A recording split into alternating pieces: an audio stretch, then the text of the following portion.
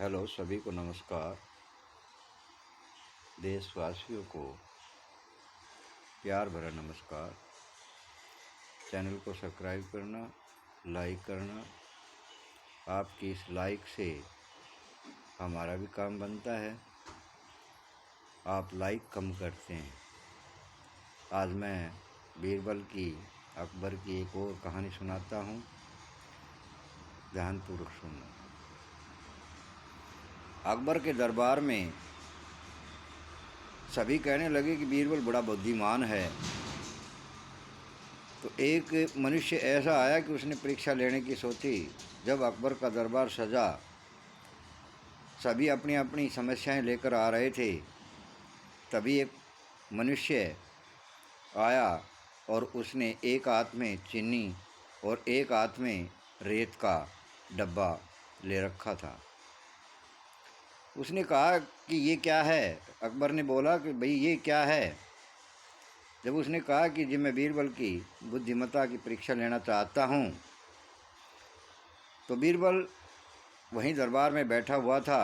अकबर ने बीरबल की तरफ देखा तो बोले, भाई कैसे परीक्षा लेना चाहते हो? उसने चीनी और रेत को आपस में मिला दिया और कहने लगा कि इस रेत और चीनी को अलग अलग कर दिया जाए तो मैं बीरबल को बुद्धिमान समझ जाऊंगा। अकबर ने बीरबल को बुलाया और कहा कि भाई बीरबल, क्या आपको ये चुनौती स्वीकार है? बीरबल ने कहा कि जब मैं ये तो कर दूंगा। बोला ठीक है। बीरबल चीनी और रेत को मिले हुए को लेकर एक पेड़, आम के पेड़ की छाँव में गया और वहाँ पर उसने चीनी और रेत को बखेर दिया, खंडेर दिया। तो वह मनुष्य कहने लगा कि ये क्या कर रहे हो? बोले तुम देखते जाना, कल सुबह इसका आपको उत्तर मिल जाएगा। सुबह दरबार सजा। अकबर, बीरबल और उसके मंत्री और कुछ और मनुष्य उनके साथ गए और उन्होंने देखा कि वहाँ रेत रेत था, चीनी नहीं थी, थोड़ी बहुत थी। तो वो चींटियाँ उठा कर ले जा रही थी। इस प्रकार देखा तो कहने लगा कि भाई मैंने रेत को अलग कर दिया है, चीनी को अलग कर दिया है, आप देखें।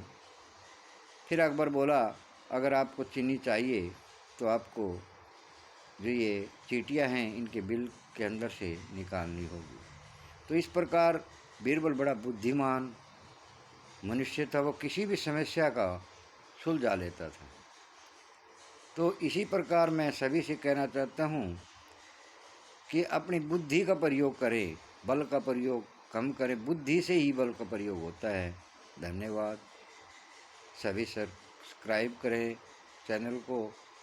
और मुझे थोड़ा सा टाइम कम मिला, जो मैं आज फिर दोबारा आपके सेवा में हाजिर हुआ हूँ। आप मेरे चैनल को देखें और जो भी बुद्धिमत्ता की जो बातें होंगी, अच्छी अच्छी बातें मैं आपके सामने पेश करूँगा। आप उनको भली भांति समझना। कहा है कर्त कर्तव्यास के जड़ मत हो सुजान, रसरी आवत जात पे सिल पर परत निशान।